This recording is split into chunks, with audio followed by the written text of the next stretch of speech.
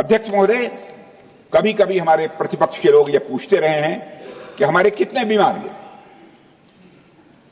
मुझे लगता है उनका यह प्रश्न हमारी राष्ट्रीय जनभावनाओं का सही से प्रतिनिधित्व नहीं कर रहा है। मुझे लगता है उन्होंने एक बार भी हमसे यह नहीं पूछा कि हमारी सेनाओं ने दुश्मन के कितने विमान मार गिराए।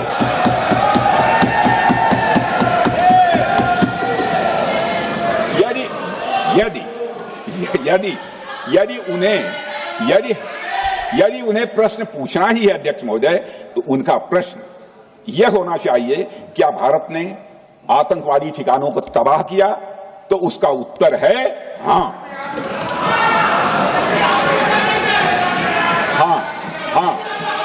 मैं विपक्ष के सम्मानित साथियों से कहना चाहता हूं कि आपको प्रश्न पूछना है तो यह प्रश्न पूछिए, क्या ऑपरेशन सिंदूर सफल रहा? तो उसका उत्तर है हां।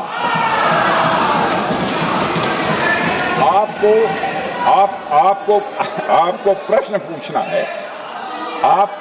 पूछना है तो यह प्रश्न पूछिए कि जिन आतंकियों ने हमारी बहनों, हमारी बेटियों का सिंदूर मिटाया, क्या हमारी सेनाओं ने ऑपरेशन सिंदूर में उन आतंकियों के आकाओं को मिटाया? तो इसका उत्तर है हां।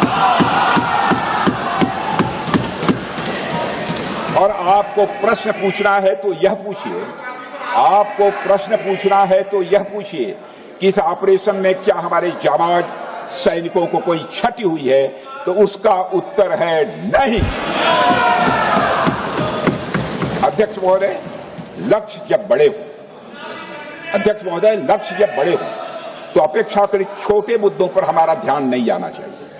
लक्ष्य बड़े हों तो छोटे मुद्दों पर, अपेक्षाकृत जो छोटे मुद्दे होते हैं कंपैरेटिवली, उन पर ध्यान नहीं जाना चाहिए, क्योंकि छोटे मुद्दों पर ही ध्यान देते रहने से देश की सुरक्षा और सैनिकों के सम्मान और उत्साह जैसे बड़े मुद्दों से ध्यान हट सकता है, जैसा कि विपक्ष के हमारे कुछ साथियों के साथ हो रहा है।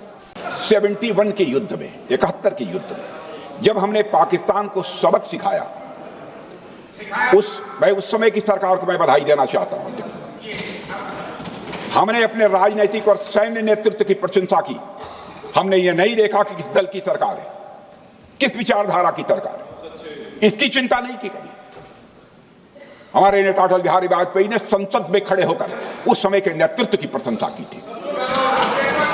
हमने इस बात की खुशी जाहिर कि हमने अपने शत्रु को सबक सिखाया। हमने उस दौरान यह प्रश्न नहीं पूछा कि सबक सिखाने के दौरान में भारत के कितने प्लेन्स गिरे, भारत के कितने इक्विपमेंट्स बर्बाद हुए।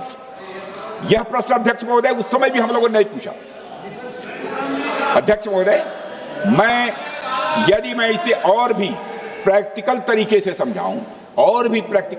समझाऊं तो किसी भी परीक्षा के परिणाम में रिजल्ट मैटर करता है।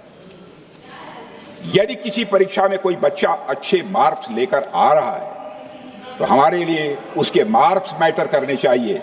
हमें इस बात का ध्यान नहीं रखना चाहिए कि एग्जाम के दौरान उसकी पेंसिल टूट गई थी या उसकी पेन खो गई। बहुत से सूचनाएं दी उन्होंने, बहुत से जानकारी दी, लेकिन रक्षा मंत्री होने के नाते ये नहीं कहा कि पहलगाम में दहशतगर्द कैसे आए।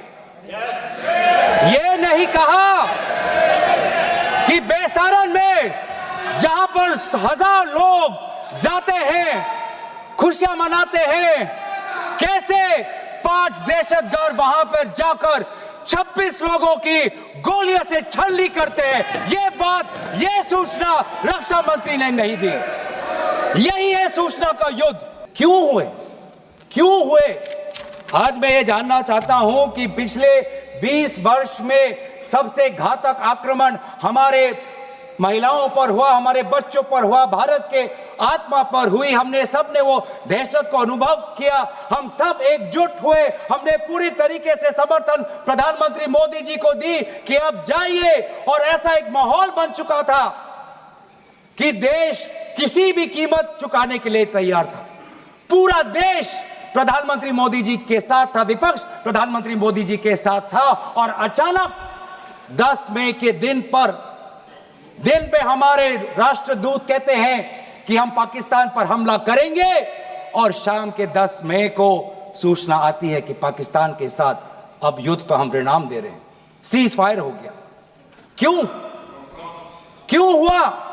हम आदरणीय प्रधानमंत्री मोदी जी से जानना चाहते थे, अगर पाकिस्तान वाकई में अपने घुटने टिकने के लिए तैयार था तो आपने क्यों रुका, आप क्यों रुके, और किसके सामने आप झुके, किसके सामने आपने सरेंडर किया, किसके सामने आपने सरेंडर किया? वो अमेरिका के राष्ट्रपति जो 26 बार आज कह चुके हैं कि व्यापार को लेकर उन्होंने भारत और पाकिस्तान को सतर्क किया और दोनों को मजबूर किया कि वो इस जंग को छोड़े। 26 बार। आज राष्ट्रपति ट्रंप खुद कहते हैं कि 5-6 जेट गिरे हैं।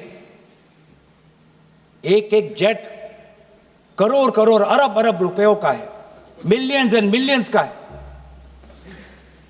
इसलिए हम जानना चाहते हैं, आज हमें स्पष्ट रूप से आदरणीय राजनाथ सिंह जी बताएं, देश पर विश्वास करें, देश में वो साहस है सच्चाई सुनने की। आज आप बताएं कितने लड़ाकू जहाज गिरे? हमारे में वो साहस है, क्योंकि ये सूचना, ये सच्चाई सिर्फ देश के नागरिकों के लिए नहीं, ये सूचना, ये सच्चाई हमें देश के जवानों को भी देना है।